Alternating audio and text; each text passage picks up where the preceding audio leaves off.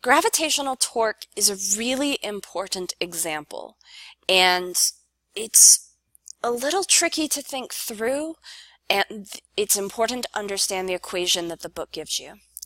So the equation from the book says that the torque due to gravity alone is negative, we'll talk about why that is, times the mass of your object, g, good old 9.8 meters per second squared, times xcm. And this is the placement of your center of mass only in the x direction, assuming that you've placed x equals 0 at the pivot. So let's start by looking over here.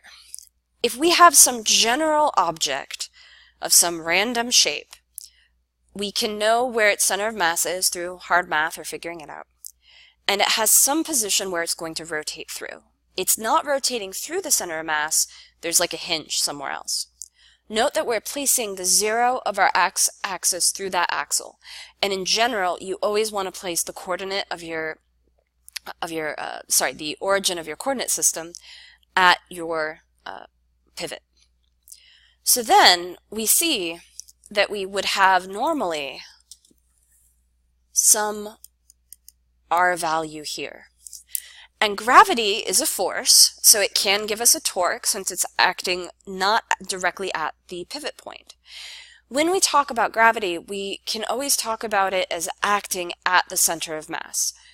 Obviously, the force of gravity is acting on every single little piece, but in the end, we can treat it as if it's acting at the center of mass. I'm not going to go through the proof of that. But you note that in general, we have some radial length here, and then gravity is always going to act straight down. However, this radial distance was not perfectly horizontal. So this is when we go back to the moment arm definition of torque.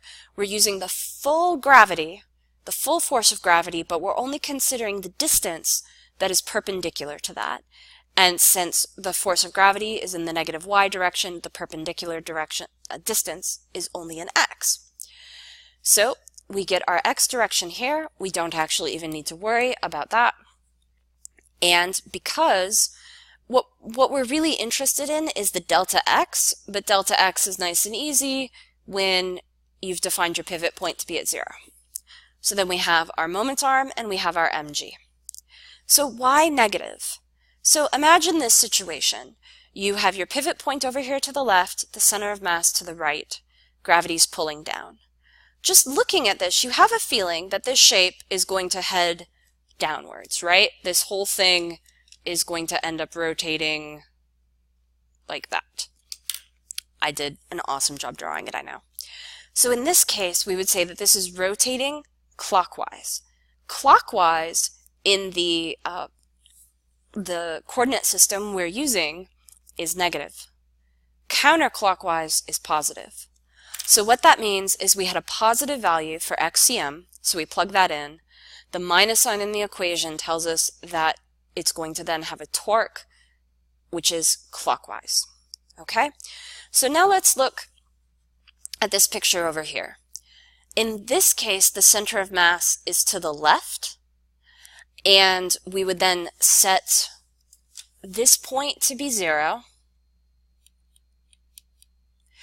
And so then in this case, xcm is equal to negative 0.8 meters. When we plug it in to the equation up here, we have a negative value for xcm. We have a minus sign out here. Those two minus signs cancel, and we're left with a positive value. That positive value tells us that in this case, since this is our pivot point, gravity is making the whole object rotate in the counterclockwise direction, which is positive.